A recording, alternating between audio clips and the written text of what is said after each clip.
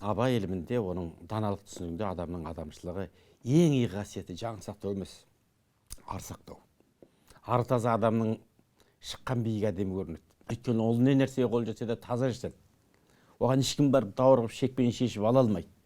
Негізі ар, ұят, намыс деген ол адамның иманының деңгейін көрсететін негізгі бір қасиеттер. Абай өзінің бір сөзінде хадисті келтіреді, ұят кімде болса иман сонда деген.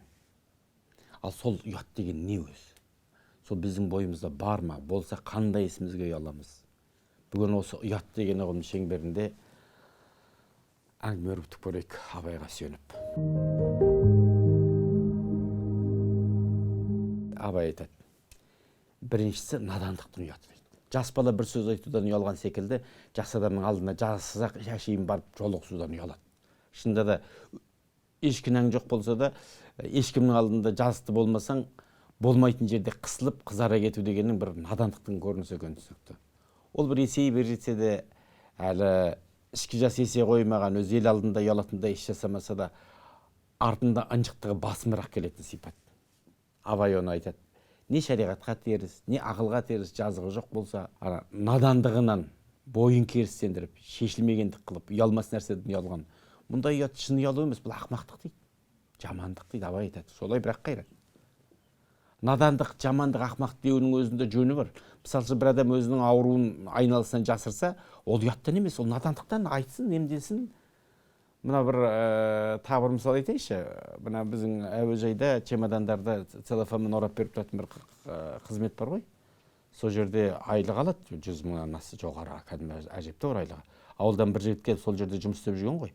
Сөйтсе жаңа ауылдастар, таныстар, өй сені елдің сөмкесін осылайша орап отырасың ба? Осы ма істеп жүрген жұмысын деп күлсе, жаңағы жігіт ұялып жұмысын тастап кетті. Бұл ұят па? Жоқ, бұл надандық дейді бұны. Сондықтан екеуінің ара жігін ажыратарлық бізге ақыл керек. Абай сынайтын ұяттың тағы бір мысалы, елден ұят деп жаңағы кредит алып той жасау. Той жасау жарайды, оны шашылып жасау. Бүйтпесе ұят, сөйтпесе ұят. Қымбат ресторан алуым керек, тамадам жақсы болу керек. Бұл көтен зорлыққа барады жаңа. Рас оны кейбірі дарақылықпен, мақтанмен жасайды. Енді бір адам мақтанайын демейді. Бірақ әлгі даңғойлықтан жаңа қалып, даңғойлардан қақ қоюдан ұят санап, өзін өзі қинайды. Бұл да надандықтан болатын ұят. Бір танысым ауылындағы мына бір уақиғаны айтып еді, бір жігіттің жақыны қайтыс болыпты, өзі кедей екен. Бірақ қарызданып, жылқы сойып, жаңағы асын өткізеді. Ей, сені айналайын, ешкім сөкпейді, соймай-ақ қой. Елден ұят болады. Сол бой бермей қойды дейді. Ал өзінің екі қарындасы қалада жаңағы платный ақылды оқиды, кеште кафелерге барып отыз жуады. Сонда қалай? Қарындастарын кешке сырасасан кафелерде шалқақтаған немересі қызмет қылып жүрген ұялмайсың, жылқы соймай қалғаннан ұяласың.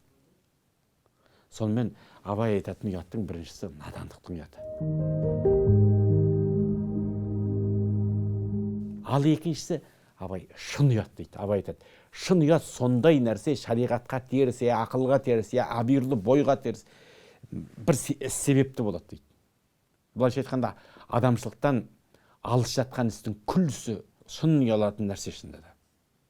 Абай 8 аяқта айтады ғой, тасыса өсек, қысқыртса кесек, құмардан әбден шыққаны, күпілдік мақтан табытын қаққан, аңдағаны баққаны.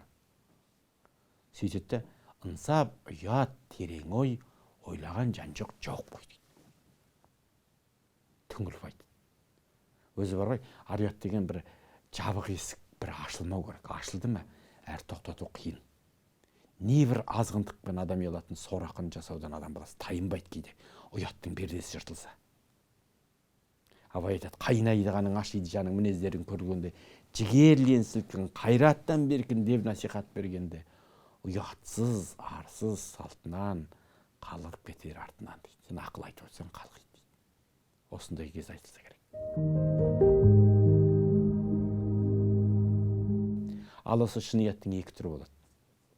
Біріншісі, ондай қылық өзіне шықпай, бір бөтен бір адамнан шыққанын көргенде дейді абай, сен ұялып кетесің. Бұның себебі сол ұятты іс қылған адамды есіргенден болады. Япырмай, мына байғұсқа не болды? Енді бұның өзі не болады деген сияқты бір нәрсе іштен рақым секілді болып келіп, өзіңді қысып, қызарып кетуің дейді. Абай өзі айтады, бетті бастым, қатыс астым, тұра қаштым жалма-жан. Бетті басқың келетін ұялау. Қарадан қарап өзің қысыласың. басқа бір адам үшін ұяла алу, енді ол да адамдықтан. Ол деген нәрсе оны жаман іске қимағандықтан болады. Мысалы, бір досың бір нәрсені бүлдіріп қояды, сол үшін ұяласыз. Анасы баласы үшін ұялуы мүмкін. Бұның барлығы сол адам сондай жағдайға түскенде бейжай қарай алмайды. Былайша айтқанда, бұл ана адамға деген жанашырлық махаббаттан болады ұят. Енді ұяттың осы бір түріне қазіргі кезде әдейі қоғамда сондай бір қастандық, қаскөйлік жасалып жатыр. Ұятмен дейтін бір ат қойып алды. Ол ұятменді кәдімгі жалаулатудың жолында бірнеше бір топ жұмыс істейді, арнайы бір идеологиялық топ болса, топ десем де сол жаңылмайтын шығар, құдай біледі. Қазақтың жігіті қазақтың қыз үшін ұялып, қарындас, қой ұят болды, етегін жап айналайын, аузыңда жаман сөзбен болған ба, қарындасымсың, сен қазақтың қызысың, жаманында кейіпке түспей, ұят болады, аузыңдағы шылымды таста десе, сен ұятменсің деп шығатын жағдайлар келіп жатыр қазір. Ұятмен деген бір көштен қалған, өркениеттен қалған, бір атысталы дейді ғой. Бір кертатпа, надан деген сөздің бір синонимі секілді қылып, біз санамызға сіңіріп жатыр. Сосын енді жоқ жерден ұятмен болып қалмайын дейді, жаңағы адамдар бір-біріне ізгілікті күттесуден, жамандықтан ескертуден, жақсылыққа шақырып жамандықтан тыюдан қорқып қалды. Ұялудың өзіне ұялатын жағдайға жетті. Ақыры соңында қоғамда ұят деген ұлы сөз жағымсыз мағынада қалыптаса бастады. Бұлай кете берсек, біздің балаларымыз, немерелеріміз ұялудан сақтанып, ұятсыздықпен мақтанатын жағдайға жетуі мүмкін. Адамшылықты қымтап тұрған үлкен бір қорғаннан айырылып қалады. Осындай бір қауіп жоқ емес. Ұят кімде болса, иман сонда деген Абайдың өзі келтіретін хадисіміз қайда қалды сонда? Адам не кісіден ұялмаса, не өзінен ұялмаса, не Құдайдан ұялмаса. Оны әлгі Достоевский айтады ғой, если Бога нет, то все дозволено деп. Енді қазақша айтқанда Құдайдан қорықпағаннан қорқ деген сөз ғой. Құдай болмаса бәрі рұқсат деген. Сол айтқандай, адамды ұяты ары сақтамайтын болса, әркім ойына келген істей берсе, не болады? Хаос болады. Әңгіме жаңағы өзге үшін ұялудан шығып кетті ғой. Естеріңізде ме? Тұрсынбектің айтатыны бар. Әзілде біреу жетістікке жетіп жатса, қойшы, мүмкін емес, сатып алған шығар, оның қолынан келмейді дейді де. Ал енді біреу қателік жасай қалса, мен білдім, олар солай болатын деп, сол адамды жерге тығып жібере жаздаймыз деп. Шынында өте ұтымды айтқан. Бұл өзге үшін ұялу дегенде адамзат баласының құнын арттыратын бір өзгеше қасиет. Біз қазір осы қасиетке жасыратын жоқ, зәруміз ағайын. Абай айтқан шын ұяттың екінші түрі бар. Ол ең маңыздысы ғой, енді өзің үшін ұялу. Ол сондай ұят. Шариғатқа теріс, ақылға, әбүйірлі бойға теріс, адамшылыққа, кеселік, қылық, қатеден, яки нәпсіңе еріп, ғапылдықтан, өз бойына шыққандығынан болады дейді Абай. Өз жасаған ісінен ұялу ол кәдімгі. Мұнда ұят қылық қылғандығында бөтен кісі білмесе екен. Өз ақылың, өз нысабың, өзіңді сөккен соң іштен ұят келіп, өзіңе жаза тартырады. Кірерге тез таппай, кісінің бетіне қарай алмай, біртүрлі қысымға түсесің дейді Абай. Мұнда ұят күшті адамдар ұйқыдан, тамақтан қалатыны бар. Абай айтады, осындай ұялу бар ма өзі қазір біздің бойымызда?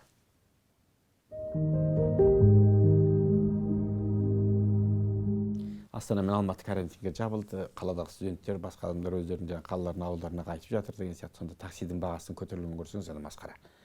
Кемішесі өсіріп жүрген.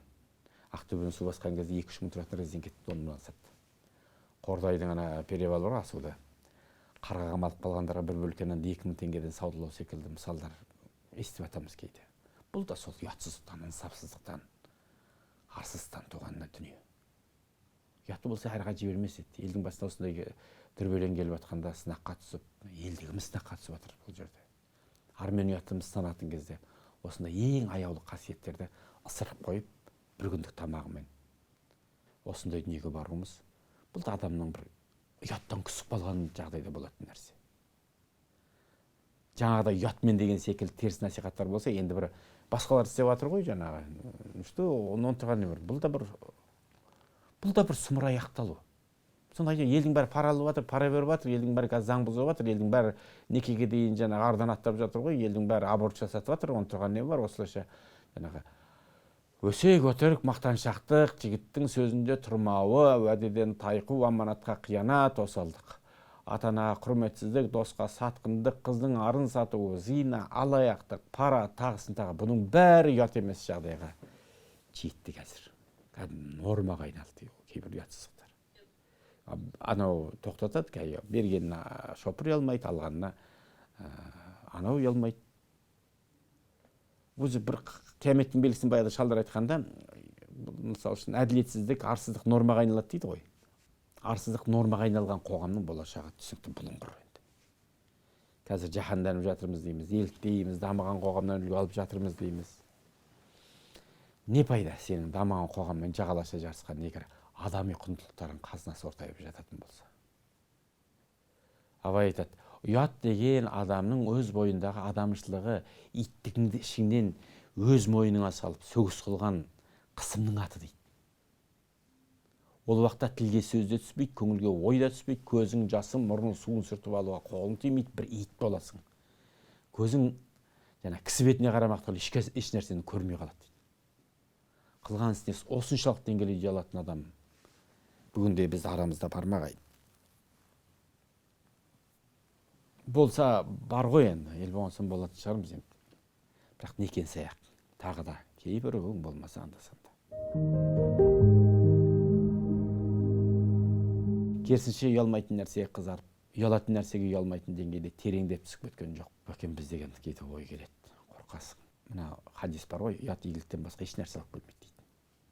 Ұят деген ол тәртіп, ұят деген таразы, ұят деген реттеуші, ұят деген ешкімнің зорлығынсыз адам баласын дұрыс тұруға қамшылайтын күш. Ұят деген бір намыспен ықпалдасу өзі бір. Ұят бар жерде бүкіл дүниенің пердесі, бүкіл дүниенің қалқаны, адамшылықтың, иманның қалқаны ұят. Сондықтан Абайдың осы ұятқа келгенде ерекше бір осы толғануы бекер емес.